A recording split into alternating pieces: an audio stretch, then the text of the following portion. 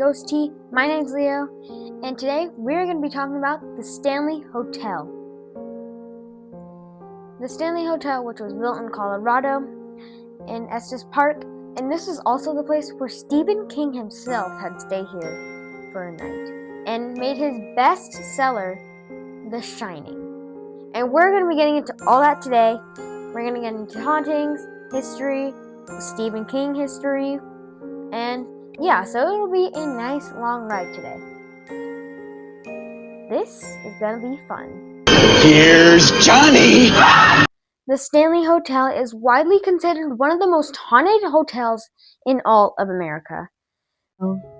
Nestled in the shadow of the Rocky Mountains, the Stanley Hotel stands as one of America's most iconic landmarks. Its story begins with inventor and entrepreneur Freeland Oscar Stanley, better known as F.O. Stanley, co-creator of the Stanley Steamer automobile. After suffering from tuberculosis, Stanley traveled to the mountain town of Estes Park, Colorado in 1903. The fresh mountain air dramatically improved his health, inspiring him to invest in the region he credited with saving his life. For decades, the Stanley thrived. It hosted socialites, businessmen, politicians, and celebrities seeking an escape into the Colorado wilderness. Its grand halls echoed with laughter, music, and lavish gatherings. But as the decades passed, the hotel's golden age began to fade. The rise of automobiles, changing vacation habits, and newer destinations drew travelers elsewhere. By the mid-20th century, the Stanley Hotel struggled to maintain the prestige it once enjoyed. Sections of the property fell into disrepair, and each winter the hotel would close its doors as tourism slowed to a crawl. By the early 1970s, the once bustling resort often sat nearly empty during the off-season. The grand hallways that had once welcomed society's elite became quiet and deserted. Its vast rooms stood vacant, and the hotel seemed like a ghost of its former self. Determined to create a luxury destination unlike anything else in the West, Stanley commissioned the construction of a grand hotel overlooking the valley. When it opened in 1909, the Stanley Hotel quickly became a playground for the wealthy and influential. Guests arrived from across the country to enjoy its elegance, modern conveniences, breathtaking mountain views, and luxurious accommodations. It was during this period of decline, when the Stanley Hotel appeared destined to fade into history, that an author named Stephen King arrived for a single night in 1974. That visit would forever change the fate of the hotel. Not only would it inspire one of the most famous horror stories ever written, it would transform the Stanley Hotel from a forgotten mountain resort into a worldwide paranormal legend. So, a miracle happened. One day, the famous writer we all know, Stephen King, had come here, and he was making his famous book, but he really didn't come here intentionally. He drove up and in the found this place, and this is the last place he can go to, so he stayed here with his wife Tabitha, and then he had a nightmare when he slept in room 217 about this fire hose that had come to life and was chasing his son down the long corridors in the hotel. He also had a dream about him murdering his own wife with an axe. And then once he woke up, it inspired his bestseller book again, The Shining, and then became a movie in 1980. Yeah. Now let's get on to everyone's favorite part. The hauntings. Although the hauntings may seem somewhat friendly at first, there have been reports of spectral energy and of dark, malevolent activity. There is said to be a vortex at the main staircase on the first floor for the spirits who come across to the hotel. And now these spirits have access to every room in the hotel.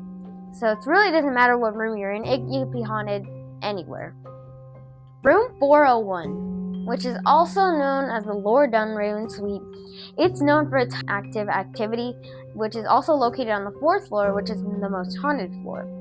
This is said to be haunted by the spirit of an unfriendly male known as Lord Dunraven.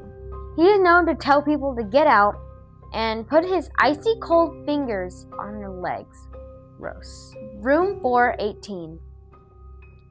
Located on the fourth floor, this was the former nannies and children's suite.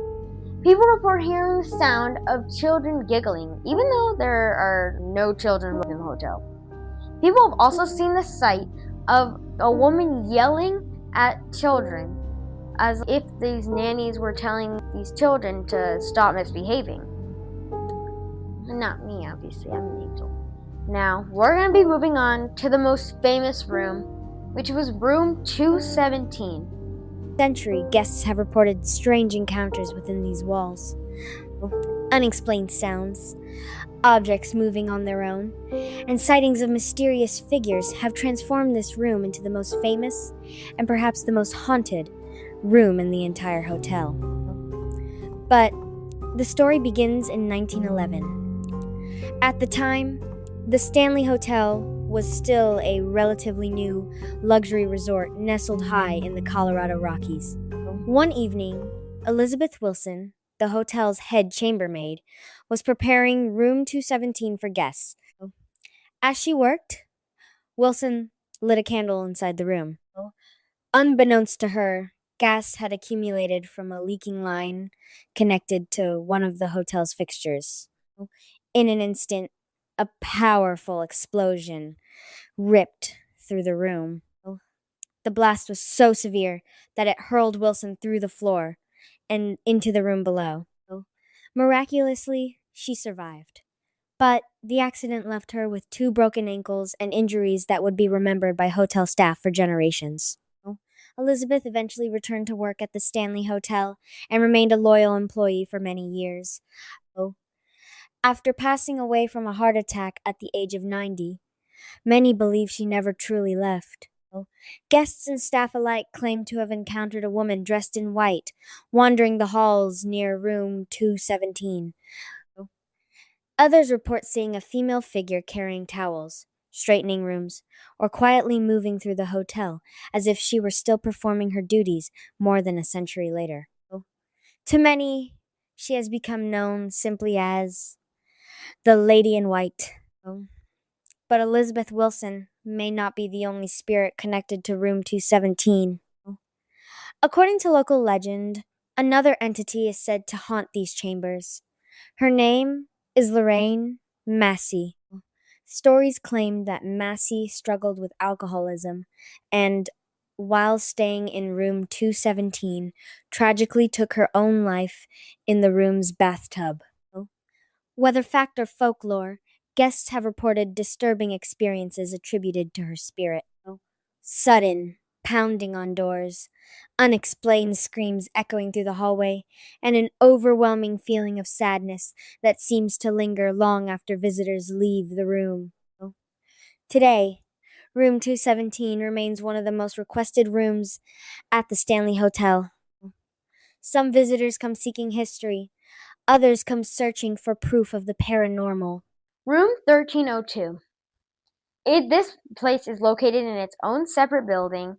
It is said that people who stay in here report seeing the television turn on and off by themselves, unexplained knocks and voices, and even hearing doors slam shut on their own. They're actually slammed so hard that they have been known to splinter. People think it's haunted because of the isolation and because this building being all by itself. And that, my friends, is Stanley Hotel. Come visit this place. You are free to visit. If you ever visit in Colorado, I would probably come here. Cause this is I would never miss out on this kind of opportunity. You would be a very lucky person if you live in Estes Park, Colorado, or somewhere in Colorado. This would be such a fun place to visit. Or yeah, in your case, very fun, and in my case, very funny.